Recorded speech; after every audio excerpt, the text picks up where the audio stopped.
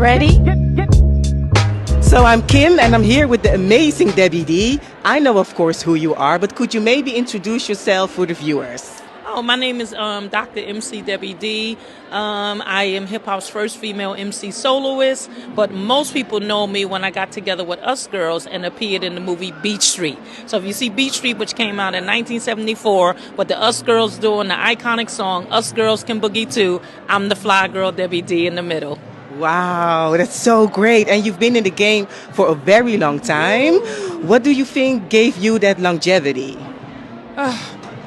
Resilience, tenacity, the love for the culture. You know, I started in 1977. I was 14 years old, starting right there in the Bronx. And, you know, it was something that we wanted to do or whatever, but it was a lot of fun. And so even though things changed as hip hop evolved, I always have a love for the culture, so I'm still involved. I'm educator now, teaching other young kids, doing a lot of different things in the culture. And how important is it for you to teach the younger generations, and especially the women within hip hop? Oh, my goodness, it's very important because, you know, in the beginning it was always about my destiny. But now at my age, it's about legacy. It's about leaving something in the earth that you can pass on to other young kids. And what better gift to give them than the gift of the arts? That's so true. And how do you stay true to yourself? How do you stay real and the amazing Debbie D? Jesus. That's the simple answer. And it's true. I'm a woman of faith. I'm the first rapper turned preacher.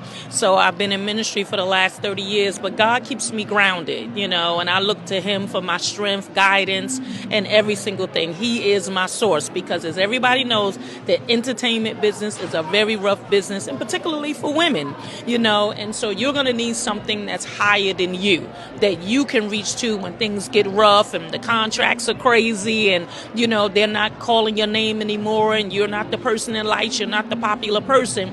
But yet when you know God is your source, you know that he's going to make a way out of no way for you to continue to do what you love. And when you think about the position of women in hip hop, what advice would you give your younger self looking back?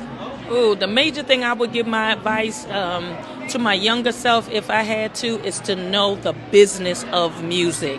That is something that when I first started, we didn't really know because we didn't necessarily have all the tools that girls have today. You know, when we did B Street, what benefited us is that I was working in a law firm right here in this area in Rockefeller Center, and so my boss negotiated the contract. So I'm grateful that I don't necessarily have to feel bitter or sad because I didn't get the money, because 40 years later, I'm still getting paid for Beach Street. So I still tell people today, I know you're going to love hip-hop, you're going to love the entertainment business, but at the end of the day, make sure you know the business of music. It's so key and so important. And then lastly, what is your hope for women in hip hop for the next 50 years? My hope for women in hip-hop in the next 50 years is to diversify. No longer do women have to think to themselves that the only thing they can do is be an MC or be a rapper. There's so many different things that you can do. I mean, at 60, I'm back in the school systems, you know, as an educator. Who would have thought? We're authors, we're behind cameras, doing films, doing so many great things. Even at this particular symposium that Martha had put on, we see an array of women doing, look at what you're doing, okay? You're behind the camera, you're behind the mic as a journalist and making sure you're doing film. These are the things that's so important. So again, I would say to any girl, it doesn't just stop where you think that you just have to be on the mic, but you can be behind the mic, behind the turntables, and you can be the person on film directing some things. So you know what? The sky is the limit. And I'm gonna end with this.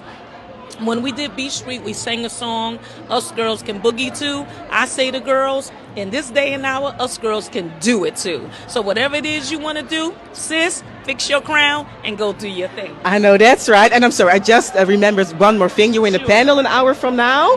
What are you looking forward to as being part of the panel? What I'm looking forward part of the panel is basically to empower again, the women that are there, and to just let them know we are the girls that first started it. When you have myself, Lisa Lee, Sha-Rock, and Pebblee Poo, we are your first girls that had to stay in power, and we are still here now. And we just kind of want them to know, again, you don't have to feel like age is something that works against you, but it can work for you, and we're proof. It's going to be proof sitting up on that stage. So I'm excited about the history and what we're going to share, and just letting people know the origin of hip-hop and what hip-hop was all about. Because some of the stuff we see today is not necessarily hip-hop. It's not necessarily what we had in mind. But, you know, as long as we're out there and we're pushing the culture forward, you know, people get a chance to see what hip-hop is about. Thank you so much, Debbie D. You're welcome. And people can follow me, if you don't mind, Instagram, MC Debbie D, Twitter, I'm MC Debbie D on everything. And they can always go to my website, www.mcdebbied.com, The Fly Girl.